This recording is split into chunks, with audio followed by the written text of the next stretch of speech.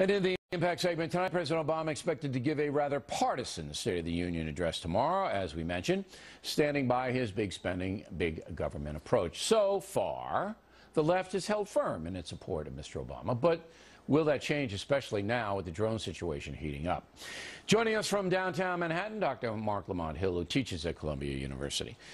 This drone thing, I just see it as an issue that the left just doesn't want to deal with at all. Am I wrong?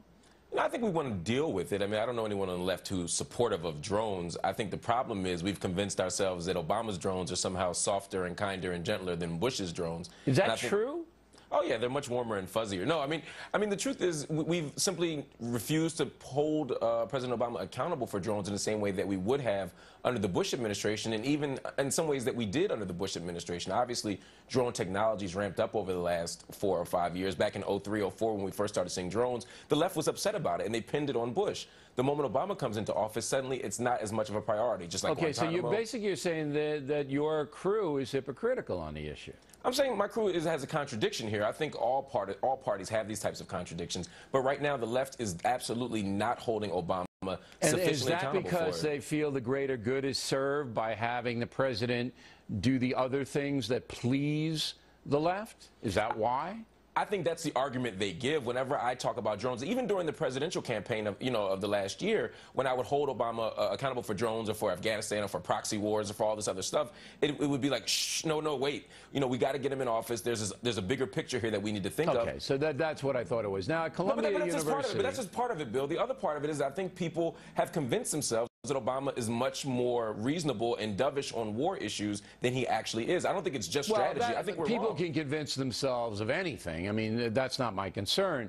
But when you have, this outrage over waterboarding where no one died and only 3 people were waterboarded, all right, and then you have nothing when all kinds of people are dying, including an American citizen, you just say to myself, look, why don't you just be honest, as I think you're being here tonight?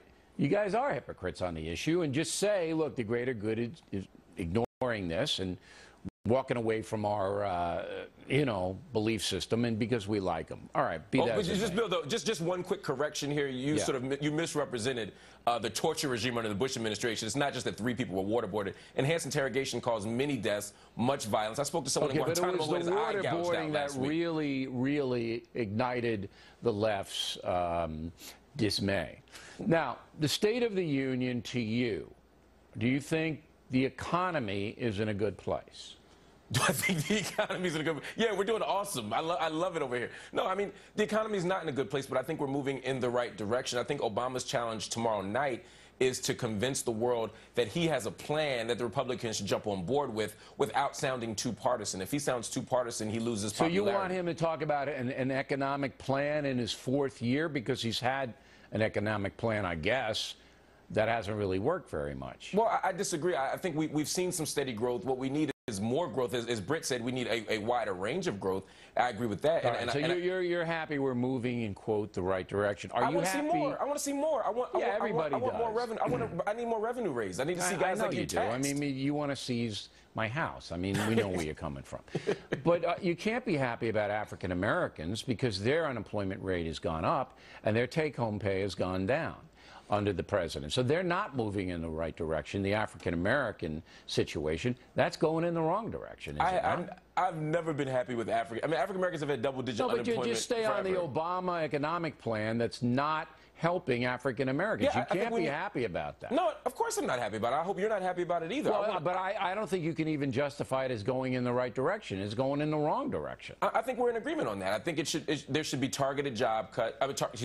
Targeted jobs bills. I think we should be focusing on how we can increase employment for African-Americans, how we can create a stimulus plan of sorts. I think we need investment in key areas, and the president talked about that during his last State of the Union address. I hope to hear more about that. The problem is, oftentimes President Obama is unwilling or maybe even afraid to say black people's name in public, and that for me can be frustrating. All right.